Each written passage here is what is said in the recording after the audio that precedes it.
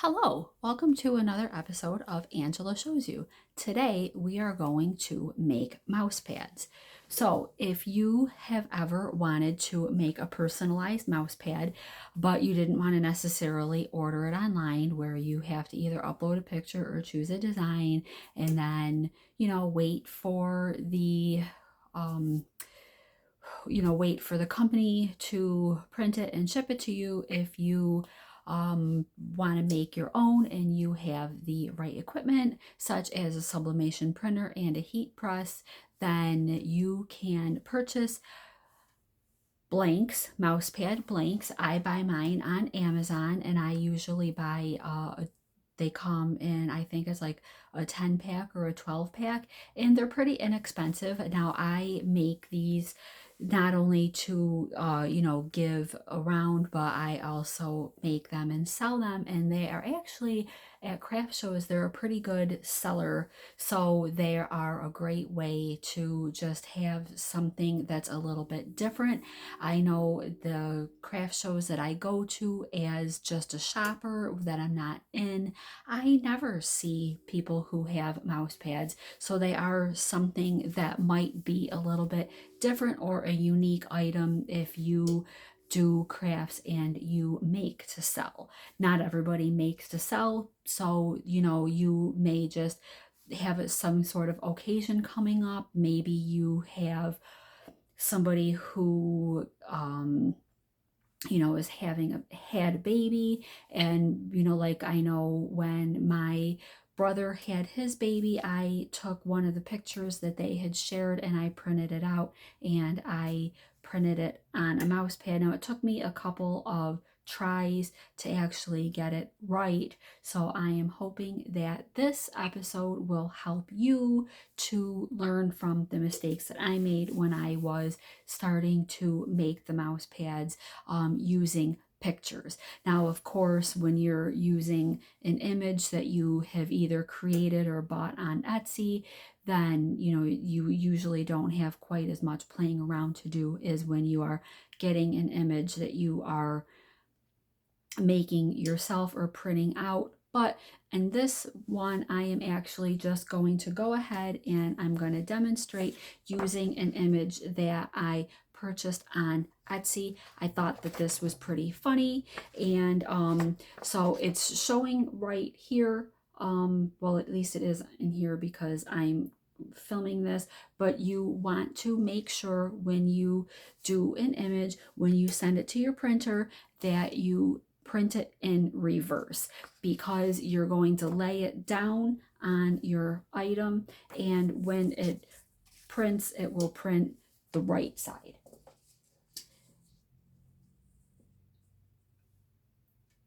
So the first thing that you're going to want to do when you start is, when you've got your blank mouse pad, when you take it out of the package, you are going to want to make sure, now these ones are just all the neoprene or whatever they're called. The first thing that you're going to want to do, and I've already done this so that I didn't use the time in the episode and I didn't, have to fast forward through doing it, is I already had my heat press turned on, and I went ahead and I set this under my heat source of my heat press, and I left it down for about 15 to 20 seconds. You want to make sure that there's no moisture in these. So when you put your heat down, kind of watch the press and just make sure that, you don't see any, when if you're ironing something and you steam it, when it will do kind of like a little puff and then that goes away. That's what you want to look for. Just make sure that you don't see any, and then of course touch it and see, how does it feel? Does it feel cold? Does it feel damp or moist? If it does, then you might want to press it for a few more seconds. But this one I pressed for about 15-20 seconds, and I touched it and it was warm, and I let it cool, and now it doesn't feel cold or it doesn't feel like it has any moisture in it. If you have any moisture in it, then you're not going to have a very rich, vibrant image when it prints out on, when it transfers onto your mouse pad. So then, of course, you're also going to want to arrange your image on the mouse pad, put it where you want it. If your print, sometimes depending on, you know, what you're doing, you can get away with, you know, printing maybe a little bit off the sides, and that way your image takes up the whole mouse pad. However, Cricut Design Space does have limitations to how big of an image that you can print. So my mouse pads that I bought, these are actually about 9.5 by about 7 3/4, give or take a smidge each way. So that is actually outside of the parameters of using Cricut Design Space. Now, you can use other software to print. You can use Canva, you can use like Adobe, if you use Photoshop, other programs that you use to print from. Maybe you can print a little bit larger than what the Cricut Design Space actually allows. But I printed these just using, I uploaded them into Cricut Design Space and printed from there. So I was limited about a 1/2 inch on the top and the bottom. At least on this back and body here, it's the way it printed. So I'm just going to make sure kind of that I have it centered on the mouse pad. Now, you know, this wouldn't be one that I would sell because the image doesn't take up the whole mouse pad. I would want something that took up a little bit more of the space on the mouse pad. But, so here we go. I've got my image on here. I'm not going to bother taping this down, but if you wanted to tape this down, you certainly could. And then the other thing that you're going to want is either a piece of like parchment paper or a Teflon sheet, and I'm just going to lay it over the top, being careful not to make a breeze so that my paper doesn't move since I didn't tape it down.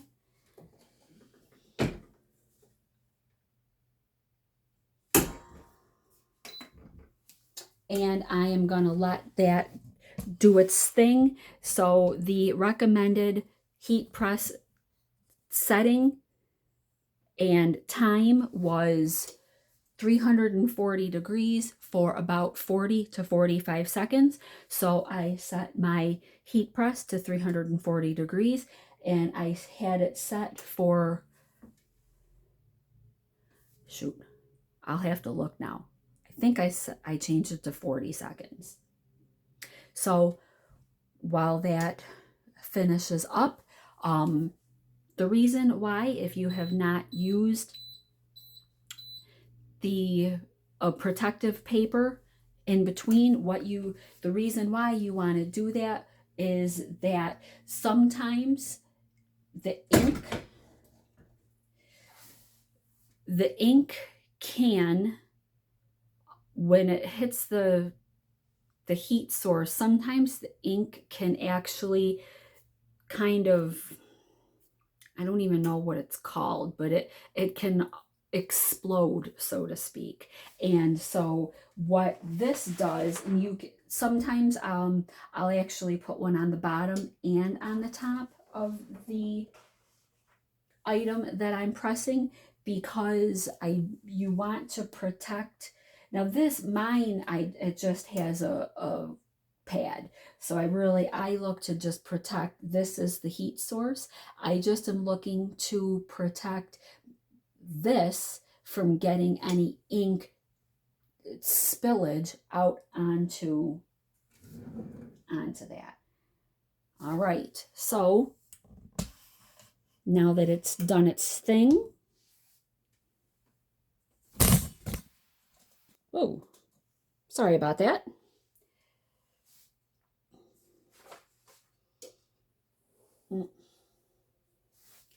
There we go.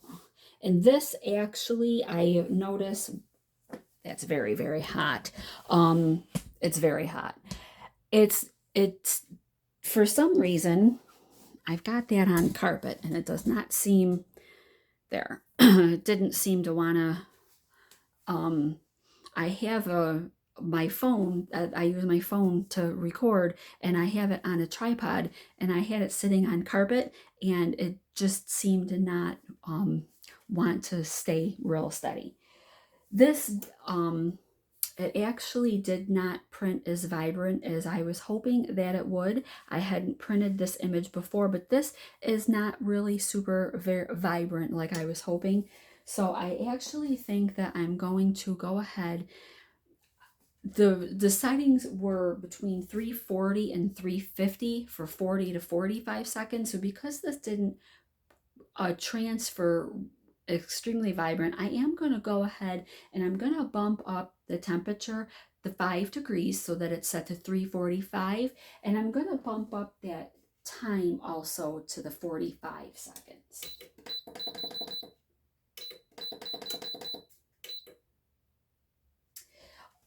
But I also will say that I have noticed, and I don't know if it's this particular brand, but I have noticed that mouse pads don't seem to come out quite as vibrant as other items do. And I noticed on these mouse pads, I've used these mouse pads, I printed on them before, and I don't know if it's just the brand. I actually had purchased these on Amazon, so I don't know if it's just the brand or what exactly it is.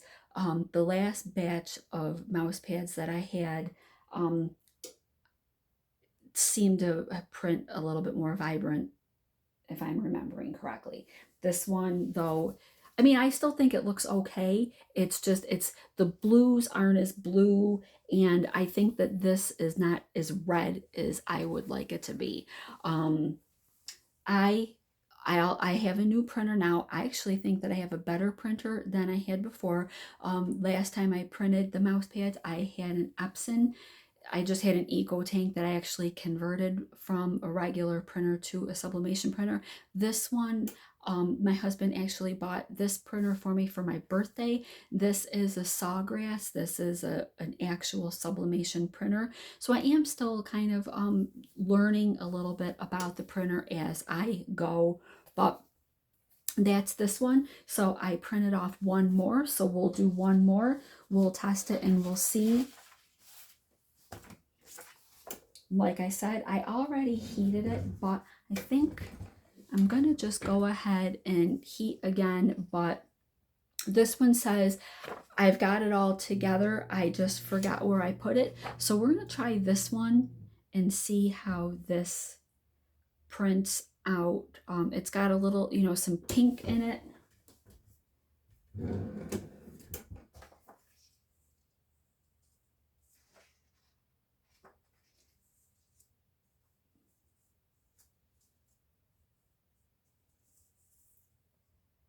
Mouse pad got really, really warm, I'll tell you that. This one I am going to, I'm going to tape this down just a little bit.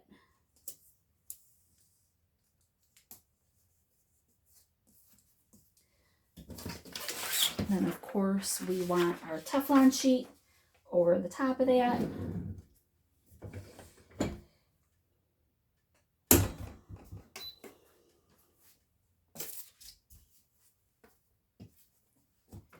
And then, of course, you know that no matter what printer you are printing your image off of, whether you're using a printer that you converted, if you're using a regular sublimation printer, of course, hopefully you know, but if not, you will now. You can only use that page once. You can only print once per print out. So if you want duplicates of any image, you would want to print that out multiple times. You can't reuse you can't reuse your page. It just, you've used that ink,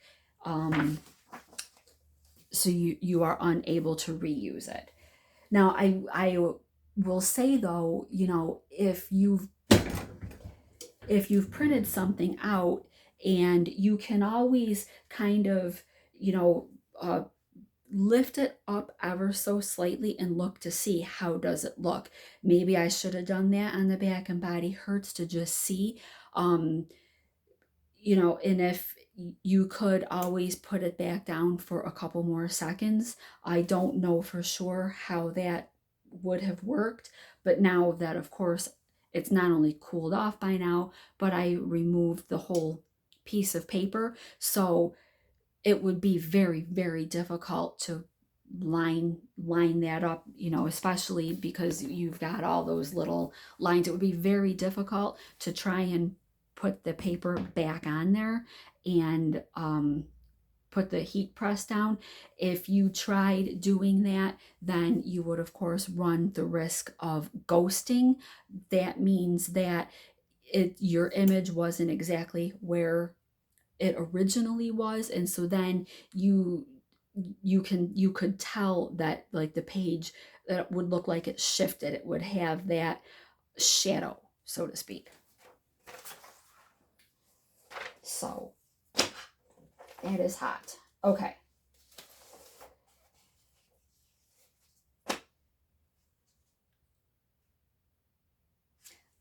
This printed a lot. This is nice. Okay, so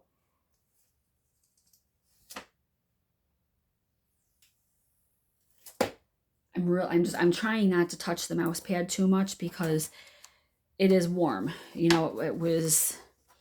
was under almost 350 degrees for almost a minute. So rather than pick it up, I'm actually going to just move. But here, that's how it came out. So that one, actually, I think that extra 5 degrees and that extra 5 seconds did make a difference.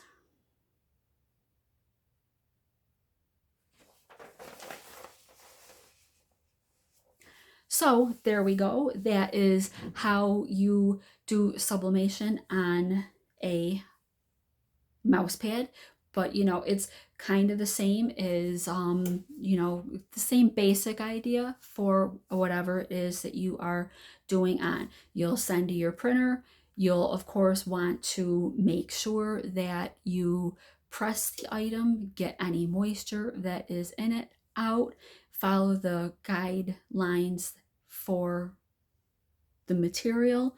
As far as your heat press goes, you can either look those up. If you're using Cricut, you can go to the Cricut website and you can look and see what they recommend for settings for the type of what you're using and what you're printing on. But I don't think that Cricut has any guidance on their website for mouse pads. So what you either want to do is just look. Like I said, I ordered these on Amazon, and so you can either go back and look to see what does that manufacturer suggest. Hopefully there's something on there, or they included directions when they sent them to you, or you can just kind of look it up, just quick Google search or whatever search engine you use, and see like what are the guidelines. When I do it that way, I actually usually like to look at 2, maybe 3 places and just look and see what are people recommending. Most of the time I have found that most places, they're within each other, which is always a good sign, because that makes me feel confident that what I'm looking at is probably going to be pretty accurate. If I see 2 or 3 sources that are recommending the same time and temperature, that makes me feel really good about the setting that I am going to be using. So I hope that that helps you. I hope that you'll give this episode a thumbs up. I hope that you will consider subscribing to Angela Shows You as I work to build my channel with a lot of crafting things, sewing, Cricut. We'll probably be getting into a little bit of painting, and every once in a while I do throw in some recipes, because I think that cooking is a craft. So I hope that you will consider subscribing so that you don't miss out on any future episodes that I put on, and I'll see you next time.